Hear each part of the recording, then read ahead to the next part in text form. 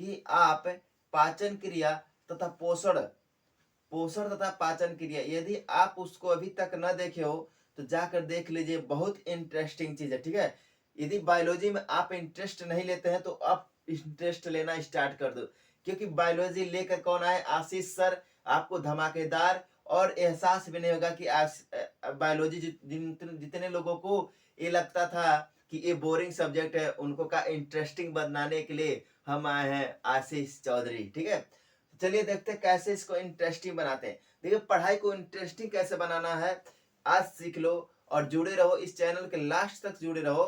देखिए कैसे क्या शोषण आपको समझ में नहीं आता। ठीक है, एक बार पढ़ लो हमारे पूरे वीडियो को, देखो शोषण एकदम कोई टॉपिक उठा लो वीडियो का, मस्त तरीके से आपको समझ में आएगा। ठीक है, तो बच्चों, जो जिन छात्रों के पास नोटिफिकेशन पहुंच गया है जल्द से जल्द जुड़ जाइए, जिनके पास नहीं पहुंचा है, जो लोग जुड़े हैं इस समय, वह क्या अपने दोस्तों के पास शेयर कर दें एक बार। ठीक है, चलिए 30 सेकंड का टाइम देते हैं, शेयर कर दो कि वो भी लोग जुड़ जाए, नहीं तो वंचित हो जाएंगे तो दिक्कत हो जाएगा। ठीक है, चलो बच्चों शोषण को समझाते हैं। ठीक है, तो इसके पहले आपको मोटिवेट करता है। ठीक है, देखिए, देर से बनो पर मेरे प्यारे बच्चों कुछ जरूर बनो। देर से बनो मेरे प्यारे बच्चों पर जरूर कुछ बनो, नहीं तो लोग वक्त के साथ नहीं तो लोग वक्त के साथ खैरियत नहीं मेरे प्यारे बच्चों हैसियत पूछते हैं। यदि आप कामयाब नहीं हुए तो आपके तरफ 10 अंगुलियां 100 अंगुलियां उठेंगी, यदि आप कामयाब हो गए तो आपका है बाबू बाबू कहेंगे। ठीक है, तो चलिए शोषण को समझते हैं। शोषण क्या है, आखिर में हमारे लिए क्यों जरूरी है, यह कैसे होता है। हम लोग तो सिर्फ जानते हैं सांस लिए छोड़े, लेकिन इसकी जो मेन क्या क्रिया, हम बायोलॉजी साइंस पढ़ रहे हैं तो इसको हम आम जैसे नागरिकों जैसे नहीं जानते सांस लेना छोड़ना। हम इसको जानेंगे सांस के दौरान क्या होता है, सांस छोड़ने के दौरान क्या होता है, वो आखिर में वो कहाँ घटती है, सांस फेफड़े में जाता है तो वहां से कहाँ जाता है, कहाँ अवक्रिया करता है, इस सब को डिटेल में पढ़ेंगे। ठीक है, तो बस आपकी इंतजार है। जुड़ गए हो तो बहुत बहुत धन्यवाद, अभी नहीं जुड़े हैं तो जग जाओ अभी। ठीक है, समय आ गया है, सोने का टाइम नहीं है। ठीक है, कुंभकर्ण बन के। देखिए शोषण, शोषण देखिए, शोषण सबसे पहले देखिए हमारा टॉपिक है शोषण। ठीक है, देखिए सेलों में, ठीक है, सेल, देखिए हम बताए थे कि जो हमारे शरीर की संरचना का सेल्स हुई है, मतलब क्या हो गया, सेल वह शरीर की सबसे छोटी इकाई होती है, कहती है जो संरचनात्मक कार्यात्मक होती है। सेल कहती है शरीर की सबसे छोटी इकाई होती है जो कार्यात्मक और कहती संरचनात्मक होती है। तो सेल, देखिए जो सेल जो शोषण का होता है, वो सेलों में क्या होता है, कार्बनिक यौगिकों का, जैसे ग्लूकोज का क्या होता है, ऑक्सीकरण होता है। मतलब शोषण के दौरान सेलों में कार्बनिक यौगिकों का, कार्बनिक यौगिक यौगिक ठीक है, कार्बनिक यौगिक जैसे ग्लूकोज, कार्बनिक यौगिक का ऑक्सीकरण होता है। क्या होता है, ऑक्सीकरण होता है।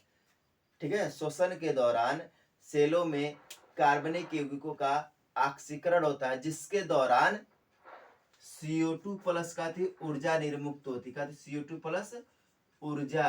ठीक है, क्या होती है, CO2 प्लस ऊर्जा। अर्थात शोषण वह क्रिया है जो सेलों में कार्बनिक यौगिकों का ऑक्सीकरण करती है, उसे बोलते हैं शोषण। ठीक है, समझ गए, शोषण वह क्रिया है जिसके दौरान सेलों में कार्बनिक यौगिकों का क्या होता है, ऑक्सीकरण होता है।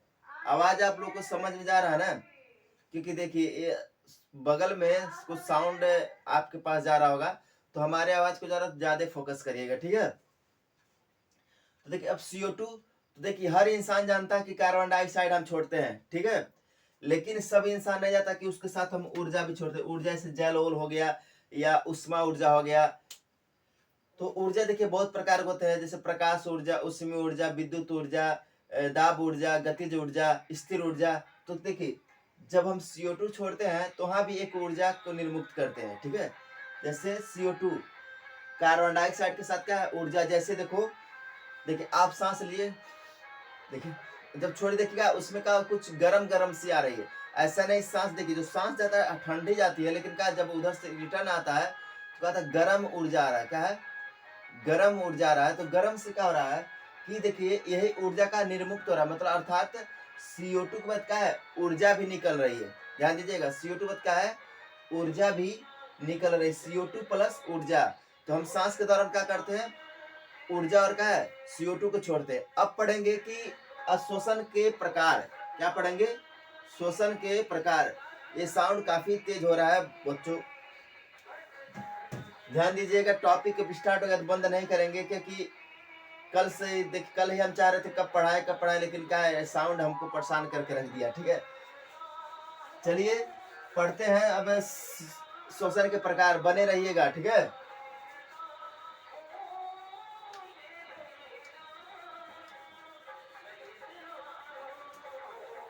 तो बच्चों गुड मॉर्निंग, गुड मॉर्निंग। जो बच्चे जुड़ चुके हैं उनको बहुत बहुत गुड मॉर्निंग। ठीक है, सुनाई दे रहा है ना आप लोगों को, यस या नो लिख दो। यदि नहीं सुनाई दे रहा है थोड़ा ध्यान सुन लेना मेरे प्यारे बच्चों। ठीक है,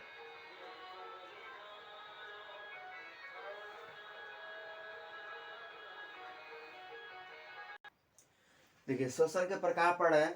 देखो बच्चों, शोषण दो प्रकार के होते हैं। शोषण के प्रकार, शोषण के प्रकार, देखिए शोषण दो प्रकार के होते हैं। पहला होता है आपका आक्सी शोषण, पहला होता है आक्सी शोषण, दूसरा होता है अनाक्सी शोषण।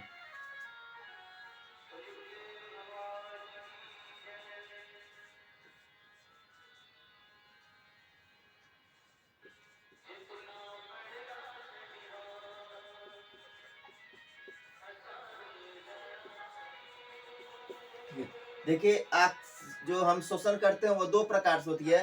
पहला आता है आक्सी शोषण, दूसरा आता है अनाक्सी शोषण।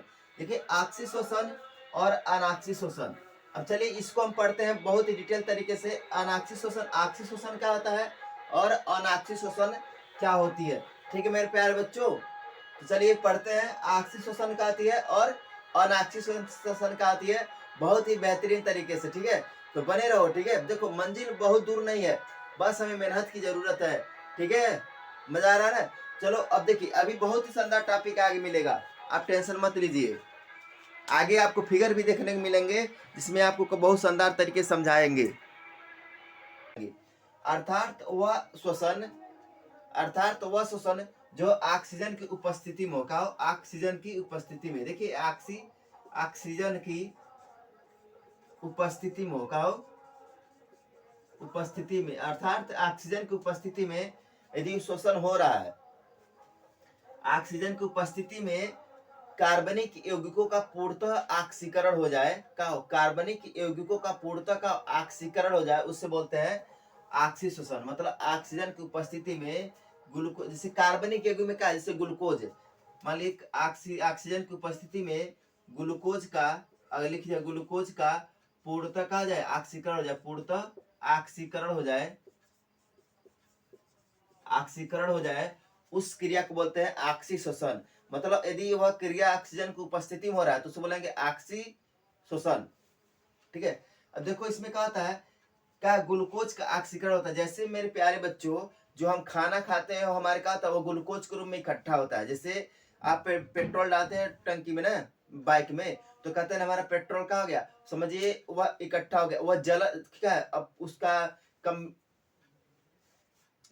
का तो जलता है सिलेंडर में, तभी तो एनर्जी मिलती है। वैसे का हमारे जो खाना खाते हैं वो ग्लूकोज के रूप में इकट्ठा होता है। जैसे तेल भरा था टंकी में, वैसे हमारे क्या शरीर में ग्लूकोज के रूप होता है, और वही का टूट टूट कर का तो ऊर्जा बनाती है। तो ऐसे कहती है, जैसे पेट्रोल जलता है ना, तो कहते हैं हमारा 1 लीटर पेट्रोल 75 किलोमीटर की दूरी तय करता है, 1 लीटर पेट्रोल 50 किलोमीटर के। वैसे हमारी गाड़ी तो 1 लीटर में 40 किलोमीटर ही जाती है। ठीक है, तो अलग बात है। तो जैसे देखिए, वैसे क्या हमारे शरीर में जो खाना खाते हैं वह किसमें इकट्ठा होती है, ग्लूकोज के रूप में। तो देखिए जब जब ऑक्सीजन जाता है तो ग्लूकोज का क्या होता है, ऑक्सीकरण कर दिया जाता है। तो एक ग्लूकोज मेरे प्यारे बच्चों, ग्लूकोज का आती है, ग्लूकोज जब ऑक्सीकरण होता है ना तो 38 ATP एनर्जी होती है, 38 ATP ऊर्जा का टूट जाती है। मतलब एक ग्लूकोज का जब ऑक्सीजन होता है तो 38 एटीपी ऊर्जा होती है, और 38 एटीपी ऊर्जा बच्चों 673 कैलोरी के बराबर होती है। कितने? 673 किलो कैलोरी के बराबर ऊर्जा देती है। कितना दी? 673। समझ में आ रहा है ना? अर्थात एक ग्लूकोज का जब ऑक्सीजन की उपस्थिति में ऑक्सीकरण होता है तो 38 एटीपी ऊर्जा प्राप्त होती है। वह 38 एटीपी का होती है 673 किलो कैलोरी के बराबर होती है। समझ आ रहा है? अब देखो, अब इसका रिएक्शन देख लीजिए। जैसे हम जानते हैं ग्लूकोज का C6H12O6 एक ग्लूकोज हो गया। अब देखिए क्या होगा, यह ऑक्सीजन की उपस्थिति में क्या होता है? रिएक्शन करता है। किसके? ऑक्सीजन। जैसे हम सांस लेते हैं ऑक्सीजन अंदर जाता है, क्या था? ग्लूकोज का था रिएक्शन करता है। अब रिएक्शन के दौरान क्या होता है? अब बनता है 6CO2। क्या बनता है? 6CO2 प्लस 6H2O बन जाता है। क्या होता है? 6H2O। मतलब क्या होगा? ग्लूकोज का है, जैसे ग्लूकोज देखिए, अगर हमारे अंदर ग्लूकोज है, यदि सांस नहीं जाएगा तो ऊर्जा नहीं बनेगी। जैसे कहा ऑक्सीजन अंदर जाती है, वो कहती है कार्बन डाइऑक्साइड और कहती है जल में कहती है परिवर्तित कर देती है। अर्थात यह ऑक्सीजन के दौरान इतनी अपक्रिया होती है। लेकिन हमें क्या लगता है, सांस लेते हैं मतलब, लेकिन क्या सांस लेने दौरान, सांस छोड़ने दौरान इतनी अपक्रिया का होती है हमारे शरीर के अंदर कंप्लीट होती है, जिसे बोलते हैं ऑक्सीजन। ठीक है, समझ में आ रहा है ना? देखिए, प्रश्न और उत्तर को भी बहुत शानदार तरीके से लिखवाते हैं और लिखवाएंगे भी, कि आपके एग्जाम में आए तो हूबहू क्या अच्छे से लिखे और अच्छा नंबर पाए। देखिए, ये तो अभी क्या है, थियरी क्लास चली, जहाँ का आपको हम लेक्चर द्वारा समझा रहे हैं। ठीक है, तो चलते हैं अनाक्षी शोषण। समझ में आ रहा है ना? समझ रहे? लाइक करके जाना। देखो, छोड़ के मत जाना। अगर छोड़ के जाओगे समझ में नहीं आएगा, आपकी जिम्मेदारी रहेगी, क्योंकि मेहनत करके हम पढ़ा रहे हैं तो मेहनत से आपको पढ़ना होगा। आपको बहुत रुकना है तो आधा घंटा 40 मिनट में का चैप्टर का होगा समाप्त कर देंगे। ठीक है, हम भी कोशिश करें कि मेन टॉपिक को पढ़ाएं और क्या आप अच्छे नंबर पाएं, और किसी भी अच्छे टॉपिक को छोड़ा नहीं जाएगा, ध्यान रखना। तो पूरा वीडियो देखना है। ठीक है, चलिए पढ़ते हैं नेक्स्ट टॉपिक को, बस बने रहिए चैनल से।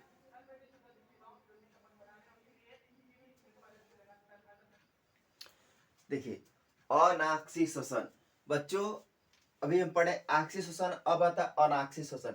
देखिए, अनाक्षी देखिए, जैसे आपका प्रतिलोम पढ़ते ना, अ लगाते हैं तो क्या होता है? विपरीत हो जाता है। जैसे हिंदी में पढ़े होंगे ना, जैसे अ लगा देते क्या होता है? उल्टा हो जाता है। जैसे तो वैसे क्या है? अनाक्षी मतलब कहा गया ऑक्सीजन की अनुपस्थिति में, मतलब कहा वहां पर ऑक्सीजन उपस्थित न हो।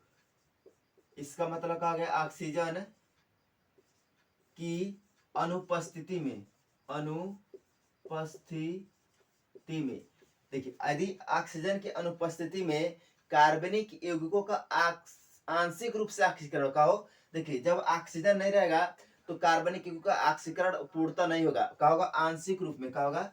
आंशिक, कुछ भाग का होगा टूट जाएगा। आंशिक रूप से जब ऑक्सीकरण होता है, क्या होता है? आंशिक रूप से ऑक्सीकरण होता है, तो उस क्रिया को बोलते हैं अनाक्षी शोषण। मतलब ऑक्सीजन की अनुपस्थिति में जब ग्लूकोज या कार्बनिक यौगिकों का आंशिक रूप से लगभग 5% ही, कितना? लगभग 5% ही ऑक्सीकरण होता हो, तो उसे बोलते हैं अनाक्षी शोषण। देखिए, इस क्रिया को किण्वन भी बोला जाता है। कहा बोला जाता है? किण्वन। क्या बोलते हैं? किण्वन। जैसे दूध से दही जमना का तो किण्वन कहलाता है ना, तो उसी प्रकार ये का घटना किण्वन कहलाती है। इससे जो कच्चे शराब का निर्माण किया जाता है, वहां भी कहा था महुआ भेली ओली का है, कुछ मटेरियल का किण्वन करा, मतलब सड़ाया जाता है, कहा था किण्वन कराया जाता है, तो वह कहती है अनाक्षी शोषण कहलाती है। ठीक है, उसके दौरान कहती है जो ग्लूकोज का होता है पार्ट का, तो लगभग 5% का ऑक्सीकरण हो पाता है, बाकी नहीं हो पाता। ठीक है, तो जब ऑक्सीजन रहेगा नहीं तो वहां का ऑक्सीकरण होगा नहीं होगा। ठीक है, तो चलो ये 2 टॉपिक हमने पढ़ लिया। 3 टॉपिक। शोषण क्या होता है? शोषण के प्रकार। ठीक है, शोषण के प्रकार में आक्षी शोषण और अनाक्षी शोषण। ठीक है, अच्छे से पढ़ो, मंजिल कोई दूर नहीं। ठीक है, मेहनत करो, मंजिल खुद हाउ हाउ कदम चूमेगी आपकी। ठीक है, तो चलिए नेक्स्ट टॉपिक पढ़ते हैं। पादप जंतुओं में कैसे, जैसे पेड़ पौधे किस प्रकार शोषण करते हैं और जंतु किस प्रकार शोषण करते हैं, सब बताएंगे। ठीक है, बस जुड़े रहना आपको अंत तक। देखिए, इस वीडियो में पूरे चैप्टर को समाप्त करेंगे, ये नहीं कि आधा चैप्टर दूसरे वीडियो में। हम चाह रहे हैं कि एक ही वीडियो में पूरे चैप्टर को अच्छे समाप्त कर दे, कि आपको भी पढ़ने में मजा आए। देखिए, पादप में श्वसन। ठीक है बच्चों, पादप देखिए हम बताए थे पहले ही, बायोलॉजी को दो भागों में वर्गीकृत किया गया है। पहला जंतु, दूसरा पादप। ठीक है, देखिए जंतुओं में उनको रखा गया था जो एक स्थान दूसरे स्थान क्या स्वतः जा सकते थे, और ऐसे पदार्थों जैसे वस्तुओं को जो अपने जगह से दूसरी जगह नहीं जा सकते थे, सिर्फ अपने जगह का हिल एंड डुल सकते थे, उसे बोला गया था पादप। ठीक है, मतलब पेड़ पौधे। देखिए जिस प्रकार पेड़ पौधे, जैसे इंसान सांस लेता है ना, ऑक्सीजन की आवश्यकता होती है, वैसे कहती है पेड़ पौधे भी कहते हैं श्वसन की प्रक्रिया को करते हैं। ठीक है, जैसे सांस लेना छोड़ना, उसी प्रकार पेड़ पौधे भी कहते हैं सांस लेते हैं और छोड़ते हैं। ठीक है, ध्यान रखिएगा, जिस प्रकार हमारे अंदर जान होती है उसी प्रकार का पेड़ पौधों के अंदर भी मेरे प्यारे बच्चों जान होती है। ठीक है, वो भी सजीव है और हम भी क्या है, सजीव है। ठीक है, देखिए श्वसन, जिस प्रकार श्वसन हम क्या फेफड़ों से लेते हैं नाक के द्वारा, तो उसी प्रकार पेड़ पौधों में किससे श्वसन होता है उसको हम क्लियर कर देते हैं। देखिए जड़ों द्वारा, पहला क्या है, जड़ों द्वारा गैसीय विनिमय, क्या है, जड़ों द्वारा भी क्या होते हैं, सांस लेते छोड़ते हैं। दूसरा तने द्वारा गैसीय विनिमय होता है, इनको क्या तनों द्वारा भी क्या होते हैं, गैस लेते छोड़ते हैं, जिसे वात रंध्र बोलते हैं। ठीक है, तीसरा पत्तियों में गैसीय विनिमय, क्या पत्तियों से द्वारा भी कहते हैं गैस को लेते हैं और छोड़ते हैं। ठीक है, मतलब क्या है, ये तीन जगहों से कहते हैं गैस लेते छोड़ते रहते हैं, जड़ों द्वारा, तनों द्वारा, पत्तियों द्वारा। ठीक है, और देखो बच्चों, जो पादप में होते हैं ना, ये क्या होते हैं, CO2 लेते हैं, क्या होते हैं बच्चों, CO2 लेते हैं दिन में, ध्यान रखना, यह बता रहे दिन में, जब दिन होता CO2 लेते हैं और हमें कहते हैं O2 देते हैं। बच्चे का मतलब वो पेड़ पौधे का है CO2 खाते हैं, कहते हैं CO2 खाते हैं, और क्या है, जब खाने के दौरान कहते हैं O2 का निर्गत करते हैं। यह प्रकाश संश्लेषण में बता चुके हैं। ठीक है, यदि आप ना देखो तो इसलिए कह रहे हैं, हमारे द्वारा बायोलॉजी का सभी वीडियो देखिएगा तो समझ आ जाएगा। ठीक है, अब रात में क्या होता बच्चों, पेड़ पौधे ये भी क्या होते हैं, O2 लेने लगते हैं, क्या होते हैं, O2 ऑक्सीजन लेते हैं और CO2 छोड़ लेते रहते हैं। अब देखो ऐसा क्यों, देखो बच्चों, वो CO2 कब लेता है, CO2 लेने का मतलब क्या है, जब पेड़ पौधे लेते हैं तो प्रकाश की उपस्थिति में, कहते हैं प्रकाश की उपस्थिति में क्लोरोफिल भी रहता है, तब कहते हैं CO2 खा पाएंगे, अर्थात प्रकाश रहेगा, जब तक सूर्य का प्रकाश रहेगा तब तक ही CO2 खा पाएंगे। क्योंकि आप जानते हैं प्रकाश संश्लेषण प्रक्रिया क्या होती है, CO2 प्लस जल प्लस क्या होती है, प्रकाश, उस प्रकाशीय ऊर्जा, प्लस का होना चाहिए क्लोरोफिल, चार चीजें होना चाहिए, तब क्या होगा, वह प्रकाश संश्लेषण क्रिया होती है। CO2 और जल तो इसको मिल जाएगा, लेकिन रात में बच्चों का होता है, इसको प्रकाश नहीं मिल पाता है, क्या होता है, प्रकाश नहीं मिल पाता है, इसलिए क्या होता है, वह CO2 को खा नहीं पाता है। समझ रहे हैं, जैसे क्या हुआ कि हम क्या ऑक्सीजन खाते हैं ना, तो उसके द्वारा CO2 उत्पन्न करते हैं। तो बच्चों उनका कंडीशन है, हम दिन रात दोनों ऑक्सीजन लेते हैं, लेकिन क्या है, हमको क्या किसी प्रकाश की आवश्यकता नहीं होती है कि प्रकाश रहेगा तभी हम खा पाएंगे। लेकिन उनका क्या कंडीशन होता है पेड़ पौधों कि वह प्रकाश संश्लेषण करते हैं, मतलब स्वतः खाना बनाते हैं, क्या थे वह स्वतः, हम क्या भोज्य पदार्थों पर निर्भर करते हैं। तो जो CO2 होता है, उस जब प्रकाश नहीं रहेगा तो क्या वह CO2 का वह अपने अंदर प्रकाश में मतलब खाना नहीं खा पाते, क्योंकि प्रकाश चाहिए, क्लोरोफिल चाहिए। इसलिए बच्चों का रात में वो भी क्या करते हैं, ऑक्सीजन खाने लगते हैं, कहते हैं ऑक्सीजन लेते हैं, CO2 छोड़ते हैं। तो कुछ विशेष पौधे जो होते हैं, देखिए कुछ विशेष पौधे होते हैं जो क्या है CO2 ही लेते रहते हैं, लेकिन मैक्सिमम पौधे रातों में क्या करते हैं, ऑक्सीजन लेने लगते हैं।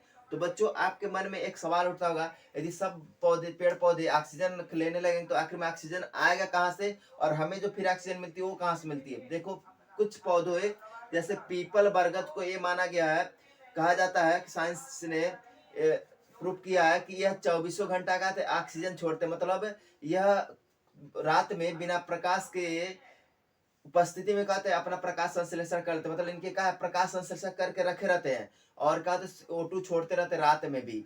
इन्हीं इन्हीं के कारणों द्वारा जो साइंस थे, देखा गया साइंटिस्ट ने, यदि पीपल के पेड़ पौधे नहीं रहेंगे तो क्या होगा, बहुत आगे चल के बहुत नुकसान होगा। इसलिए उसको क्या है, धार्मिक चीजों से जोड़ दिया गया, क्या है, धार्मिक। कहा गया कि यदि हिंदू काटेंगे तो क्या इसमें भगवान बसते हैं, आप काटेंगे तो क्या होगा, आपको पाप पड़ेगा। यदि ऐसा नहीं कहा होगा तो आज पीपल के पेड़ एक भी नहीं बचते, कि उसमें तो और टहनियां होती हैं। ठीक है, इसलिए कहा उसको पूजा की जाती है। मैं नहीं कहा वो 24 घंटा ऑक्सीजन देता है, यही कारण होता है। ठीक है, अब देखिए होता क्या है कि जो पीपल के पेड़ होते हैं ना, वह उनका आयु 300 वर्ष होता है। मतलब एक बार अगर अच्छे से पौधा तैयार हो गया, अगर कोई काटे ना, तो 300 वर्ष तक जीवित रहते हैं। तो क्या है, पादप में शोषण के प्रकार था, समझ में आया ना। क्या होता है, जड़ों द्वारा गैस का विनिमय लेते छोड़ते हैं, दूसरा तने द्वारा गैस को छोड़ते और लेते हैं, तीसरा पत्तियों में गैसीय विनिमय होता है, मतलब पत्तियों द्वारा भी लेते छोड़ते हैं, जो तनों में कहते हैं वातरंध्र के नाम से जाना आता है। अब आप जान गए ना कि मतलब जो रात में जो पेड़ पौधे होते हैं ऑक्सीजन क्यों खाते हैं, जान गए ना, क्योंकि CO2 खाएंगे, ऐसी बात नहीं, CO2 खाएंगे जब उनको प्रकाश और क्या क्लोरोफिल मिलेगी तो CO2 भी खाएंगे। ठीक है, तो मजा आ रहा है ना। तो अब चलते हैं जंतुओं में शोषण, और कुछ विशेष जंतु का शोषण के हम नाम बता देंगे। समझ रहे हैं कि किस, जैसे हम फेफड़े से लेते हैं ना, तो कुछ जंतु होते हैं जो फेफड़े से नहीं लेते, उनको ही हम बता दे रहे हैं कौन फेफड़ा से लेता है, कौन किससे लेता है। ठीक है, तो चलिए नेक्स्ट टॉपिक पढ़ते हैं, शोषण के जंतुओं में शोषण। ठीक है, अब जंतु में किसका पढ़ेंगे, सबसे पहले मनुष्य का शोषण पढ़ते हैं, बहुत ही इंटरेस्टिंग से। मनुष्य का शोषण जो आपको फिगर के साथ समझाएंगे, जिसका अब तक आपको इंतजार था। ठीक है, वो घड़ी आ गई है। ठीक है, तो चलते हैं पढ़ते हैं शोषण मनुष्यों में। मेरे प्यारे बच्चों,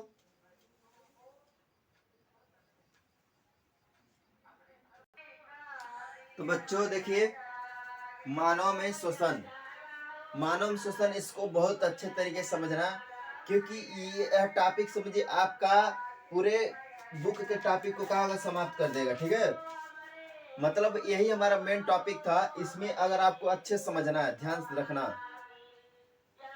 देखो यह मानव का, यह फेफड़े का और हृदय का है संचित्र है, क्या संचित्र है। ठीक है, चित्र है।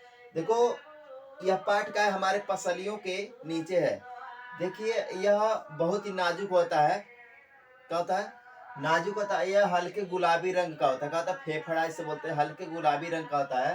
ठीक है, और एक होता है दोहरी फुफ्फुस आवरण होता है, क्या दोहरी फुफ्फुस, इसको डायफ्राम भी बोलते हैं, डायफ्राम फ्राम। इससे क्या होता है, दोहरी आवरण होता है, क्या होता है, दोहरी आवरण होता है। ऊपर से क्या होता है, प्लेन होता है, क्या होता है, एकदम समतल होता है, प्लेन। तो ये डायफ्राम होता है। देखिए यह बहुत ही हमारा नाजुक होता है, इसलिए क्या पसलियों के अंदर रहता है, मतलब सेफ्टी रहता है। जैसे मतलब ये पिजड़े में होता है, पिजड़, जैसे क्या हेलमेट लगाते हैं, लेगार्ड रहता है, लेगार्ड ना, वैसे क्या समझ लीजिए क्या ये हमारा लेगार्ड है, कि अगर कहीं लड़े तो क्या होगा, वह उस पर कोई दाब नहीं पड़े। मतलब क्या है, देखिए इसलिए क्या सीना पे कोई वार करता है, क्या हमारा बाता जो होता है, मतलब जो पसलियां होती है, 12 जोड़ी पसलियां का उस पर लग जाती है हमारे, अगर अंदर तक लग जाएगी क्या होगा, फेफड़े पे लग जाएगी। इसलिए क्या सेफ्टी रखना चाहिए अपने शरीर को, कि चोट वोट न लगे, क्योंकि अगर कहीं मान लीजिए आपका पसलियां कमजोर है, सीधे कहा होगी इस फेफड़े पे लग जाएगी। तो देखो अब इसका कार्य ध्यान से, मानव में शोषण। देखिए नासा मार्ग क्या है, नासा मार्ग मतलब क्या है, जो नाक का मार्ग है, यही कह रहा नासा मार्ग। देखिए जो नाक का मार्ग क्या है, हमारे दो भागों का विभक्त हो गया, पहला दूसरा, ये सब लोग जानते हैं। देखिए यही होता श्लेष में कला, कहती है श्लेष में कला होती है, इसमें श्लेष में कला होती है, कला होती है। देखिए श्लेष में कला क्या होती है, यह हमारे नाक के अंदर चिकना होता है, कहता है चिकना। देखिए कभी नाक के अंदर देखिएगा टार्च बार आईने में, तो चिकना चिकना तल दिखेगा, उसका काम क्या होता है, वहां से द्रव छोड़ता है, क्या होता है, द्रव छोड़ता है, जो नाक को क्या होता है, नम रखता है, क्या होता है, नाक को यहाँ तक का कफ उफ जमता है ना, तो वही का तो बाहर निकालता है। जैसे नाक कभी सर्दियों में जाम हो जाता है ना, तो इस श्लेष में कला का होती है, उसमें लिक्विड की तरह का भर जाता है। लेकिन जब आपको सर्दी जुकाम नहीं रहता है, तब तभी भी कहता वहां रहता है, लेकिन का हल्का हल्का छोड़ता है, जिससे कहा आपका नाक का नमी बना रहे, उसे कहता है आपका नाक का साफ रहता है। देखिए भगवान बहुत बड़े साइंटिस्ट थे, क्यों, देखो जैसे मान लीजिए आप चाय छानते हैं ना चाय छन्नी से, तो क्या देखिए उसमें क्या चाय पत्ती, क्या है, चाय की पत्ती, अदरक, मरीच का अलग हो जाता है ना। उसी प्रकार भगवान ने हमारे नाक के अंदर एक चाय छन्नी लगाया, जो बालों के रूप में, क्या है, बाल के रूप में, क्या है, एक छन्नी के रूप में क्या करते हैं, जैसे आप गर्दे में काम कर रहे हैं ना, तो क्या छानते हैं, जैसे एयर का होगा, छान देते, मतलब क्या है, धूल कण का तो नाक में बैठ जाता है, और हवा का होती अंदर चली जाती है। ठीक है, तो इसीलिए नाक के अंदर के बाल को पूरा साफ नहीं करना चाहिए, सिर्फ बाहर का करना चाहिए, क्योंकि वो छलनी के रूप में काम करता है। ठीक है, भगवान इतने साइंटिस्ट, देखो भविष्य में क्या है, जैसे मान लीजिए आपके बाथरूम से पानी जाता है ना, तो देखिए छननी लगाते हैं ना कि क्या हो, कचरा ना जाए, क्योंकि पाइप फंस जाएगा। तो बताइए नाक में भी अगर छननी नहीं रहेगा तो कचरा जाके पाइप में फंस नहीं जाएगा, जब पाइप में फंस जाएगा आपके फेफड़े में चला जाएगा, तो ऐसे आदमी का मृत्यु हो जाएगा जब सांस नहीं ले पाएगा। तो देखो भगवान कितने बड़े साइंटिस्ट थे, उनको धन्यवाद बोलना चाहिए। ठीक है, इसी बात बोलिए शंकर भगवान की जय। ठीक है, सरस्वती माता की जय। ठीक है, तो देखिए भगवान साइंटिस्ट, देखिए नाक में बाल लगाए, जैसे कुछ लोग कहते हैं भगवान नाक में भी बाल दे दिए। अरे गधा, नाक में बाल अगर नहीं देंगे तो क्या होगा, तुम्हारे अंदर क्या होगा, सभी क्या होगा, प्रदूषण मतलब धूल कण के चले जाएंगे, क्या धूल कण भी चले जाएंगे, जिससे क्या होगा, तुम्हारी क्या होगा, फेफड़ा में नुकसान पहुंचाएगा। तो यह कहती नाक में बाल होती है जो छलनी के रूप में कार्य करता है कि धूल कण अंदर ना जाए। ठीक है, समझ आया ना। देखिए अब ये श्लेष में कला होती है जो कहती वो लिक्विड छोड़ता है कि हमारा नाक का हो नमी बना रहे। अब देखिए सांस जब अंदर जाती है तो ग्रसनी होती है, ग्रसनी तो क्या है, जिससे सांस अंदर जाती है। और कंठ पे कहते हैं हमारा मुख का और इसका का दोनों का कॉम्बिनेशन होता है, मुख एयर का, नाक का एयर का और मुख का। हम पाचन में बताए थे कि खाना खाते समय बोलना नहीं चाहिए कि क्या है कि आपका अगर वायु नाल खुला रहेगा तो उसमें क्या चावल जाके फंस जाएंगे, इससे कहते हैं सरक गया। जो लोग नहीं बोल बोल कर खाना खाते हैं अचानक, या हाली हाली खाना खाते हैं, जो जल्दी खाना खाते हैं, अभी मुंह में ठूस तो दूसरा ठूस देते हैं उसी में। ठीक है, तो उन्हें क्या होता है कि तुरंत कहते हैं अचानक सरक जाता है, कहते हैं अरे तो पानी पीते हैं या कुछ लोग पीठ पे ठोकते हैं। ठीक है, तो क्या नाक के रास्ते देखते भात फेंक देते हैं। ठीक है, मैंने चावल के दाना का होते हैं नाक के रास्ते फेंक देते हैं, तो यही कमी होती है। देखिए एक ग्रसनी एक कंठ हो गया। अब देखिए एयर आ रहा है, अब देख रहे हैं दो भागों में फेफड़ा विभक्त हो गया। तो सबसे देखिए इसको बोलते हैं बाया अलिंद, इसको बोलते हैं दाया अलिंद। ठीक है, देखिए हमेशा बाया अलिंद दाया अलिंद से छोटा होता है। जो हमारा फेफड़ा होता है ना, दाया वाला क्या होता है, बड़ा होता है। ठीक है, क्या होता है, बड़ा होता है, और बाया वाला क्या होता है, छोटा होता है। सबका इसी तरह होता है, दाया वाला क्या होता है, बड़ा होता है, बाया वाला क्या होता है, छोटा होता है। अब देखो यहाँ तक तो हम चले आए। देखो बच्चों, ये हमारा क्या हृदय है, देखिए ये फेफड़ा है, ये बाया अलिंद है, ये क्या दाया अलिंद, ये हमारा हृदय है। क्या है, हृदय।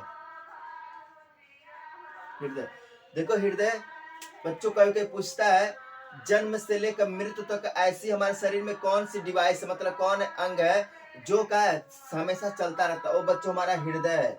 क्या बच्चों, हृदय है।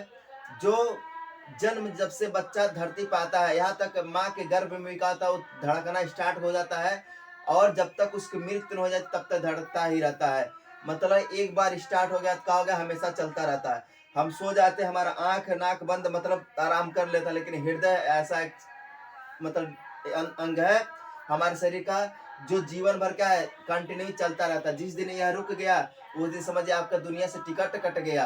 ठीक है, मतलब क्या होगा, यह हमेशा चलता ही रहता है। समझ आया ना। तो देखो अच्छे से पढ़ोगे सब समझ में आएगा। तो लाइव चैट करते रहो, एंजॉय करते रहो। ठीक है, देखो हम नहीं चाहते बोरिंग के साथ, हम कोई इंटरेस्टिंग चीज बोरिंग से नहीं पढ़ाना चाहते। ठीक है, तो चलो एक तुम लोग को मोटिवेशन कर देते हैं। ठीक है, उसके बाद पढ़ाना तो ये है, कौन दिक्कत है। तो बच्चों साफ आपको दिखाई दे रहा है ना। ठीक है, देखिए आपको पढ़ाने के लिए लगभग हम समझिए कि 2000 रुपए खर्च किए हैं, मतलब क्या है कि आपको सर्वर अच्छा जाए। ठीक है, तो आप अच्छे से पढ़ो। ठीक है, देखो बच्चों, मंजिल उन्हीं को मिलती है, मंजिल उन्हीं को मिलती है जिनके सपनों में जान होती है, मंजिल उन्हीं को मिलती है जिनको सपनों में जान होती है। पंख से कुछ नहीं होता, हौसलों से उड़ान होती है। यदि आपकी हौसला है हाई स्कूल में अच्छा नंबर पाना तो आप जरूर पाएंगे, साथ हम देंगे। ठीक है, पूरा दुनिया एक तरफ और हम आपकी तरफ। ठीक है, तो यदि आप साथ निभाएंगे तो अंत तक बने रहो। ठीक है, भगौड़ों को मत देखो, जो भाग रहे उनको भागने दो। ठीक है, भागने वालों को कोई नहीं रख सकता। तो आप पढ़ने वाले हैं तो आप खुद पढ़ो। देखो हृदय बताए थे ना, हृदय का एक ऐसा अंग है जो हमारे जीवन भर का है कार्यरत रहता है, मतलब यह बंद नहीं होता है। अब देखिए आप यहाँ देख रहे होंगे कि हवा इसमें भी जाता है और इसमें भी जाता है। ठीक है, और देखिए ये आपको क्या है, अंगूर के गुच्छे जैसे दिखाई देंगे। कहोगे जैसे देखिए ये नस निकलती है और ये अंगूर के गुच्छे जैसे कहोगे दिखाई देंगे। एक आते हैं अंगूर के गुच्छे से का नसें हवा ली आती रहती है, और फेफड़े में क्या है, ज्वाइंट है। क्या है, फेफड़े में ज्वाइंट है। देखो फेफड़ा जो होता है ना ऊपर से क्या होता है, पूरा प्लेन होता है, लेकिन अंदर जो उसका चित्र होता है ना, जो अंदर का संरचना है वो क्या है, देखो मधुमक्खी छाते जैसे कहा था, छेद होता है हल्का हल्का, कहा था मधुमक्खी छाते जैसा, ऐसे ऐसे रहेगा, कहा था मधुमक्खी के छाते जैसा।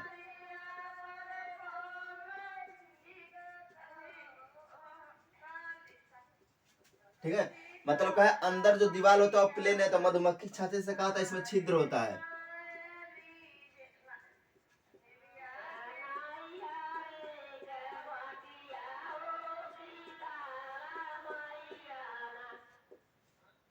ठीक है, अब देखो होता क्या है, जैसे हम सांस अंदर आती है ना, देखो जैसे सांस लिए लो, तो देखो क्या है, अब हमारे नाक में अब ऑक्सीजन सिर्फ नहीं गया है, गैसों का क्या मिश्रण गया, देखिए यहाँ जो गैस होगा वही तो जाएगा, ऐसा नहीं सिर्फ ऑक्सीजन हमारे नाक से जो बाल होता है सिर्फ का धूल कण को रोकता है, वो गैसों को नहीं रोकता है, वो सभी गैस का अंदर जाएंगे, जैसे अंदर जाएंगे तो ये जो मधुमक्खी छाता देखे ना, जब मधुमक्खी को हटा दीजिए तो छाते का आकार देखे ना छेद होता है, तो क्या होता है ऑक्सीजन का तो अवशोषण कर लेता है, ऑक्सीजन का तो सोख लेता है, इनका कार्य क्या होता है ऑक्सीजन को सोख लेना, जैसे ऑक्सीजन सोख लेता है, बाकी एयर का होता है फिर क्या होता है नसका द्वारा निकल जाते हैं, कहते हैं नसका द्वारा निकल जाते हैं।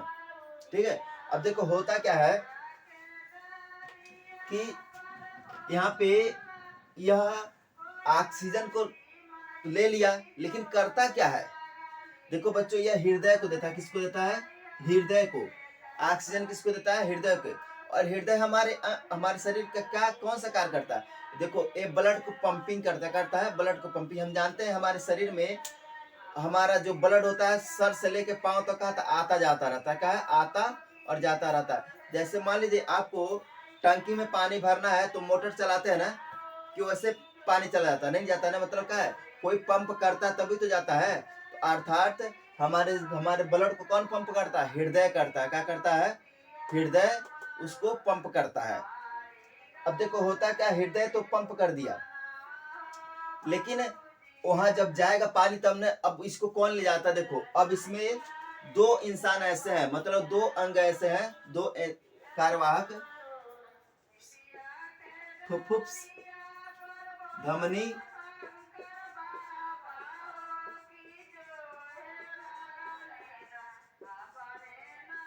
देखो ये दो इंसान समझिए, फुफ्फुस धमनी, फुफ्फुस धमनी का क्या होता है, हृदय से ब्लड को सभी अंगों तक पहुंचाना, देखो फुफ्फुस धमनी का होती है हृदय से, देखो हृदय से क्या करती है, हृदय पंप किया तो उसको क्या करती है, ब्लड को पहुंचाती है, पूरे अंग तक पहुंचाती है, कौन, फुफ्फुस धमनी का होती है, पूरे ब्लड को कहती है हृदय से सभी अंगों तक कहती पहुंचाती है। आप फुफ्फुस सीरा का होती है उल्टा लाती है, जैसे यहाँ से क्या मान ली यहाँ अब हमारा पहले का है, मान ली इस अंग तक का है, फुफ्फुस धमनी ब्लड को पहुंचाया, अब ब्लड को फिर हृदय तक ले जाना, कहाँ, हृदय तक ले जाना फुफ्फुस सीरा का काम होता है। यह दोनों बहुत महत्वपूर्ण है, ये भी याद रखना, पहुंच पूछ लेता है कि हृदय से ब्लड को अंगों तक कौन पहुंचाता है, तो फुफ्फुस धमनी, कौन, फुफ्फुस धमनी, और पूछ लेता अंगों से हृदय तक कौन ब्लड ले जाता है, तो फुफ्फुस का होता है सीरा होता है, मेरे प्यारे बच्चों। ठीक है, ये दो इंसान ऐसे हैं जो कहते हैं ब्लड को ले जाने और पहुंचाने का कार्य करते हैं, समझ गए ना। अब देखो अब इसमें ऑक्सीजन मिलता तो होता क्या है, अभी हम बताए हैं कि ऑक्सीजन की उपस्थिति में हमारे सेल होते हैं, कार्बनिक यौगिकों का ऑक्सीकरण होते हैं, तो देखिए सेल तो हमारा यहाँ भी हर जगह सेल है, तो सेल को कैसे ऑक्सीजन पहुंचेगा, लेकिन हमारे फेफड़ा में ऑक्सीजन गया है ना, तो वही क्या होता है, फेफड़ा ऑक्सीजन ले लिया तो क्या करता है, हृदय को देता है, हृदय क्या करता है, ब्लड में हीमोग्लोबिन होता है, कहता है हीमोग्लोबिन, हीमोग्लोबिन का ब्लड तो लाल होता है, तो हीमोग्लोबिन क्या करता है, वो ऑक्सीजन को ठेलते ठेलते सभी का होता है, ऑक्सीजन में मिला कर का सभी सेल को पहुंचाता है, तो सेल का होते हैं उसका ऑक्सीकरण करते हैं, फिर CO2 छोड़ते हैं, तो फिर CO2 क्या करता है, सीरा क्या करता है, फिर ले जाता है हृदय तक, फिर क्या होता है सांस द्वारा हम निकाल देते हैं। ठीक है, मतलब इतना कार्य होता है हृदय में, फेफड़ा का सिर्फ का अवशोषण करना, का है अवशोषण करना, जैसे मान लीजिए आप कहीं काम कर रहे हैं तो सिर्फ आपका काम है लेना, खाना नहीं, फिर कहा है पहुंचा देना, तो उसी तरह का है आप ये फेफड़ा का आता है ऑक्सीजन को ले लेता है, हृदय को देता है, हृदय क्या करता है ब्लड में मिलाकर सभी अंगों तक का आता है पहुंचाता है ऑक्सीजन को। अब फिर क्या होता है जैसे वो ऑक्सीजन का CO2 बदलता है, फिर सिरा क्या करता है उसको पहुंचाता है हृदय तक, और फिर क्या होता है नाक द्वारा निकल जाता है। मतलब इतना कार्य होता है मेरे प्यारे बच्चों। अब देखो, अब फेफड़ा देखो, इसलिए कहता है फेफड़े में कभी कभी पानी भर जाता है, क्या है पानी, तो इसलिए कभी सोकर पानी नहीं पीना चाहिए, क्योंकि फेफड़े में पानी भर जाएगा तो क्या होगा, ये सब नुकसान हो, ये सड़ने लगता है। जो अंदर की बताया ना मधुमक्खी से छाते से होती है वो का सड़ने लगता है, तो इसलिए कहा है सोकर पानी नहीं पीना चाहिए। दूसरी बात, जो धूम्रपान करते हैं सिगरेट, देखो सिगरेट चाहे बीड़ी चाहे हुक्का का अदर मतलब कोई भी अगर धूम्रपान करते हैं देखिए तो सीखे तो खींचने तो बहुत मजा आया, छोड़ते जैसे लगता है यही क्या है मुगले आजम के बादशाह है। लेकिन ये नहीं जानते अंदर क्या हो रहा है। अंदर तो जब होगा, जब खांसी आती तब तो मालूम चलता है। खींचने तो बड़ा मजा आता है, कहीं चौराहे बैठ जाएंगे करते हैं ना। लेकिन जब क्या होता है, जब वही जब अंदर जब खराबी आती है तब उनके घर वाले परेशान होते हैं, बीवी बच्चे परेशान होते हैं, लेके दौड़ते हैं तो करके खून उन फेंकते रहते हैं। लेकिन क्या है जब खींचते तब नहीं जानते, तो इसलिए खींच रहा होगा ना गधो तो बंद कर देना जो भी खींच रहा होगा ऐसा। अब देखो उसकी हानि पहुंचाते क्या है। देखो देखो कुछ लोग मुंह के रास्ते खींचते थे, नाक के रास्ते छोड़ते हैं ना, ये तो जानते हैं, उस दिन भी बताए थे। इसलिए बायोलॉजी का क्या है सब चैप्टर हमारे द्वारा पढ़िए, सब चैप्टर को क्या है पढ़िए तो ही समझ में आएगा। देखिए जैसे क्या होगा ये धुआं जाता है, तो देखो धुआं के साथ क्या है, देखिए आप ऑलरेडी क्या है CO2 को ले रहा है, तो देखो क्या है ये जाता है तो कुछ उसमें क्या मलगम जाते हैं, मतलब क्या है धुएं के साथ क्या O2 जब धुआं जाता है तो उसके H2 ऑलरेडी होता है, मतलब पानी की मात्रा होती है पानी की मात्रा। जैसे कहती है फेफड़े में जाता है, तभी हम बताए हैं कि हमारे अंदर को जो दीवार होती है वह कहती है मधुमक्खी की छाते जैसे होती है, मतलब क्या उसमें छिद्र होते हैं, कहा है मधुमक्खी छाते जैसे छिद्र होती है। तो उसमें जब धुआं कहते हैं एग्जार्ब होती कहती है, धुआं एग्जार्ब होती है, तो जो पानी की मात्रा होती है चाहे धूल कण जो सिगरेट में होती है गैस के साथ, वो उस पे कहते परत पे जमती जाती है, कहती है जो छिद्र पे जमती जाती है, छिद्र पे कहती है जमती जाती है। तो ऐसा होता है कि सब बंद, कभी कभी का छिद्र जब बंद हो जाएंगे तो क्या आपको खांसी आती रहती है, मतलब मलगम निकलता रहता है, ठीक है मलगम। तो कहा तो उनको कुछ लोग कहते हैं मतलब उनको क्या कैंसर हो जाता है, चाहे अलग अलग प्रकार की बीमारी जाती है, इसलिए सिगरेट वेट नहीं पीना चाहिए, ठीक है। अब देखो, अब फेफड़ा कुछ लोग देखेंगे नहीं देखेंगे, जैसे जो लोग नॉनवेज खाते हैं कहने कहते हैं भैया कलेजी रख दीजिए, कलेजी कहते हैं ना, वही कलेजी बच्चों फेफड़ा है। कितना ऐसे खाते, अरे कलेजी कलेजी हमको दे दीजिएगा नहीं तो हम मीट नहीं ले जाएंगे, कहते हैं ना। तो कलेजी देखिए, कलेजी जब ले जाना, चाहे मुर्गी जब कटी होती है तो देखो कलेजी के अंदर का है बगल में एक छोटा सा हृदय होता है, ठीक है। देखो वो मुर्गी कटने के बाद भी वो धड़कता रहता है, हम तो चेक किए हैं।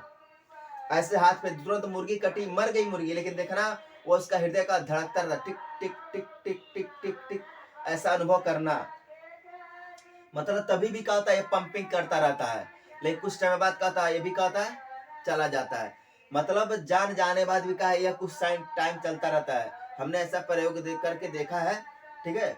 मतलब काट कर नहीं, मैंने काटा हुआ मुर्गी को हम देखे हाथ में लेकर वो धड़कता हुआ लगभग 2-3 मिनट तक धड़का था, मुर्गी मर गई थी, उसका टिकट कट गया था, लेकिन क्या वो धड़क रहा था। तो वही कलेजी का होता है बच्चों, फेफड़ा होता है, ठीक है। ये गुलाबी हल्के गुलाबी रंग का होता है, इसकी बाहरी आवड़ कहते हैं फुफ्फुस आवड़ कहते हैं, दोहरी झिल्ली होती क्या होती है, दोहरी झिल्ली होती। अंदर का पार का होती है मधुमक्खी छेद जैसे का छिद्र होती है, लेकिन बाहर का प्लेन होती है, ठीक है। तो उम्मीद करेंगे आपको समझ में आया कि नहीं आया। तो फेफड़ा समझ ले, ग्रसनी समझ ले, कंठ ग्रसनी, श्वासनी, देखिए श्वसनी का मतलब यही क्या है जो जोड़ रही है फेफड़ों को, हृदय आप समझ लिए। तो श्वसन के हम बहुत अच्छे से पढ़ाए हैं, उम्मीद करेंगे आपको समझ में आया। और इसका जो लिखित मतलब प्रश्न उत्तर डालेंगे वह कल डालेंगे, ठीक है। देखिए आपका एग्जाम जब तक हो नजर आपको रेगुलर पढ़ना होगा, ठीक है। ये नहीं कि जो आपका एनुअल एग्जाम हो रहा है, प्री बोर्ड हो रहा है, उसको ही पढ़कर छोड़ दिए, आपको रेगुलर पढ़ना है, ठीक है। तो उम्मीद करेंगे समझ में आ रहा है होगा। तो देखिए आपको क्या सही दिखाई दे रहा है कि नहीं दिखाई दे रहा है, दिखाई दे रहा है मेरे प्यारे बच्चों। तो बच्चों सबको दिखाई दे रहा, हमने देखा है, तो बच्चों समझ में आ रहा है ना। तो चलिए चला जाए कि, तो क्योंकि अब देखिए आप पढ़ लीजिए उसको, क्या है आप फिगर बना के पूरा लिख लीजिए, ठीक है। मैं जा रहा हूँ छोड़ के, आवाज दोगी क्या, मैं जा रहा हूँ छोड़ के, आवाज दोगी क्या, तेरा नाम धोखा रख दूं, नाराज होगी क्या, तेरा नाम धोखा रख दूं, नाराज होगी क्या। बच्चों इतना पढ़े, इंटरटेन कराए, ठीक है। इस गाने से कोई मतलब नहीं है, ठीक है, बस हमको कल सुने थे तो अच्छा लगा इसलिए आपको सुना दिए, ठीक है। चला जाए, तो बच्चों मन से पढ़ो, फिर मुलाकात होगी अगले वीडियो में। जय हिंद, जय भारत। बहुत पानी है, बताओ नहीं